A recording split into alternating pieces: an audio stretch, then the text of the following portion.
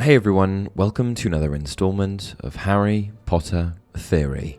Today we're going to be discussing a very messed up Harry Potter theory of mine that outlines some questionable actions and behaviour from Albus Dumbledore, suggesting that perhaps Dumbledore, wise old loveable benevolent wizard and Hogwarts headmaster, was actually a master manipulator, responsible for the destruction of Lord Voldemort's soul. This theory alleges that Dumbledore, like he did with Harry, raised Voldemort like a pig for slaughter. Now, let me start off by saying that there are dozens of theories out there which suggest that when it comes to Dumbledore, there's a lot more than meets the eye. One of the predominant theories addresses Dumbledore's relationship with Harry Potter, with fans arguing that Dumbledore intentionally raised Harry to be a sacrificial lamb, knowing that Harry would eventually have to die to destroy the Horcrux within him. The theory explains that Dumbledore manipulated Harry's every move, and that he only revealed crucial information to Harry when it was absolutely necessary, potentially guiding Harry towards his predetermined fate. Other theories painting Dumbledore as a manipulative mastermind relate to his relationship with Snape. In the series, Dumbledore was able to convince Snape to become a double agent by using Snape's love for Lily Potter as leverage.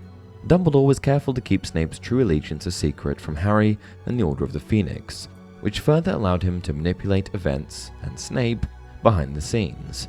But none, at least none that I've seen, showcase Dumbledore as quite capable of manipulating the future Dark Lord Voldemort. But who knows Voldemort better than the man who pulled him out of Wolf's orphanage? And who better to manipulate him than the very man that introduced him to the world of magic? Let's get into it. The first encounter between Albus Dumbledore and Tom Riddle was in 1938, when Dumbledore visits Wolf's orphanage to offer Tom a place at Hogwarts School of Witchcraft and Wizardry. During their meeting, Dumbledore informs Tom about the existence of the wizarding world and his magical heritage, and Tom, who had already sensed his own powers, is intrigued by the prospect of attending Hogwarts. At the time, Tom was an 11-year-old orphan who had exhibited signs of magical abilities, but he was also known for his manipulative and cruel behaviour towards the other children at the orphanage. On the outside, Tom looked fairly innocuous, but underneath was a brooding dark force that would stop at nothing to cause pain and suffering to others. This encounter between Dumbledore and Tom Riddle is significant because it marks the beginning of their complex relationship throughout the series.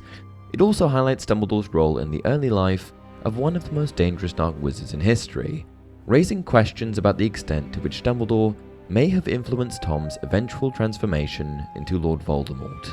Right from the very beginning, from their very first encounter, Dumbledore was cautious and wary of the young boy, sensing Tom's dark nature and potential for evil.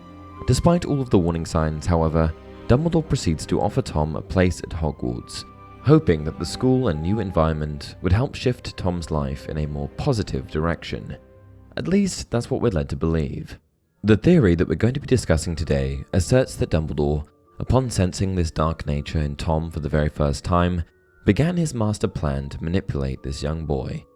When Tom Riddle finally arrived at Hogwarts, he was sorted into Slytherin House, which was fitting as he was a direct descendant of Salazar Slytherin, the house's founder.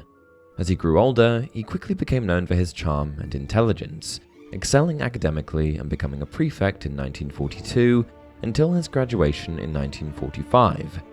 Tom didn't have friends per se, but he certainly did form relationships, with Dumbledore describing his gang as follows.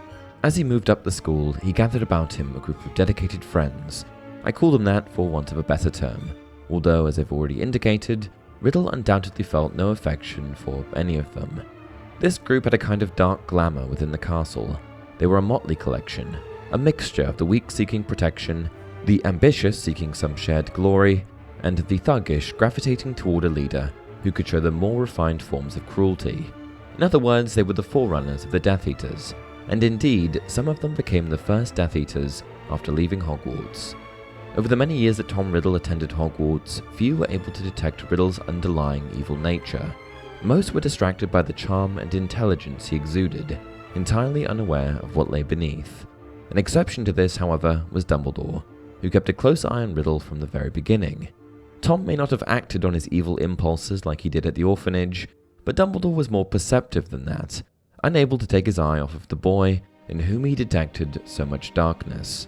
In 1942, just 4 years after Dumbledore invited the troubled young Tom Riddle to Hogwarts, Riddle murdered Myrtle Warren in the first floor girls' bathroom and created his first Horcrux. Tom, an avid student with an obsession for achieving any kind of power, spent many of his nights in the restricted section of the Hogwarts library, learning about forms of dark magic that were entirely inappropriate for the average Hogwarts student. It was here that he began to learn about Horcruxes, a form of dark magic which transfers a piece of a witch or wizard's soul into an object in order to achieve immortality.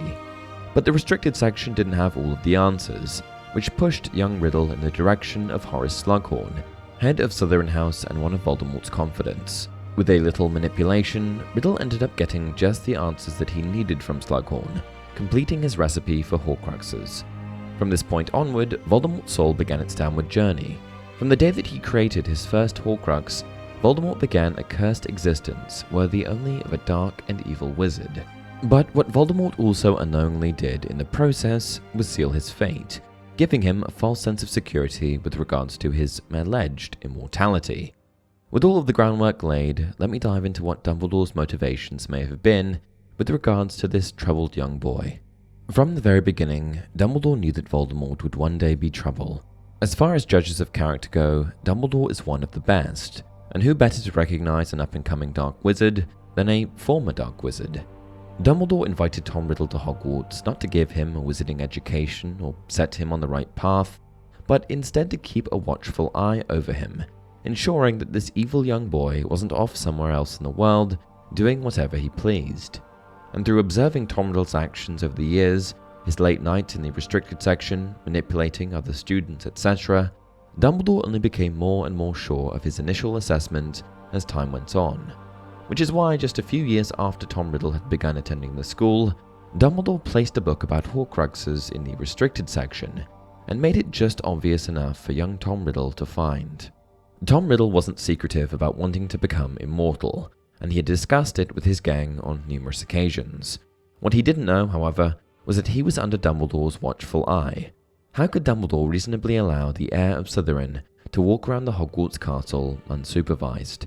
And because Dumbledore knew about Tom Riddle's obsession with becoming immortal, he decided that he would leverage this piece of information to his advantage. By planting the book on Horcruxes in the Hogwarts library, he intentionally placed Voldemort on his own path of destruction, knowing that a damaged soul and a false sense of security in his immortality through Horcruxes would only weaken Tom Riddle in the long run. We know that eventually Riddle seeks out Horace Slughorn to fill in the blanks on Horcruxes.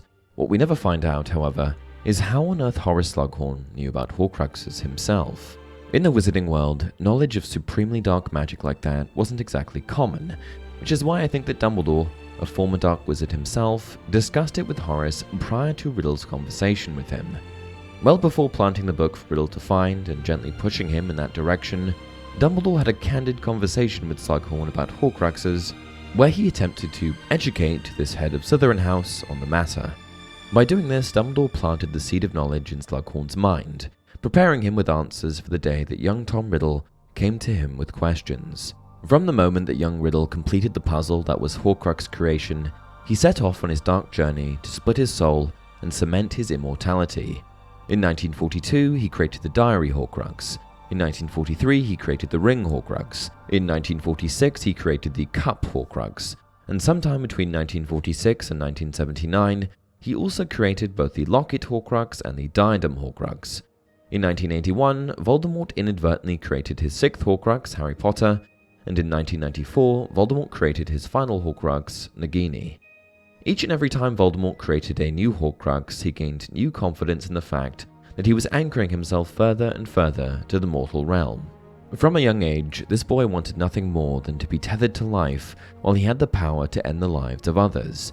But what he never knew was that the friendly old benevolent Dumbledore that visited him in his orphanage had been pulling on the strings the entire time. Dumbledore knew all along that by setting Voldemort on the path of Horcruxes, it would give him a false sense of security, rendering him easier to defeat in the long run. Voldemort placed massive value in his Horcruxes, but they came at the expense of his soul. Each and every time he created one, he became less human, and relied on those objects more and more for his own survival. Dumbledore knew what Voldemort was capable of all along, but he wasn't going to just kill a child in an orphanage. Instead, he let Voldemort's life play out, pulling at his strings along the way and having Voldemort create his own trump card for the day that he pushed things too far. In this way, Dumbledore was able to manipulate the most feared dark wizard to have ever lived. On numerous occasions, Dumbledore had said himself that he can't be trusted with power, and who better to assert his power over than a troubled dark wizard with little knowledge of the magical world. In the books and films, we're led to believe that Dumbledore was totally in the dark on Horcruxes. In fact, the earliest point at which we're led to believe Dumbledore became aware of Horcruxes was around the time of Harry's parents' deaths, as he told Snape that Voldemort would return. I think that Dumbledore knew about Horcruxes a lot earlier than that, and I think that he may have just played young Tom Riddle in the same way that he may or may not have played young Harry, raising him too like a pig for slaughter. And that's it for this video. I tried to get really out there with this one, and I became really invested in the idea, so forgive me if something is out of whack with regards to canon. What do you think? Does any of this check out? Did I get any of my facts wrong? Please leave a comment down below. Until next time, remember, it does not do to dwell on dreams and forget to live.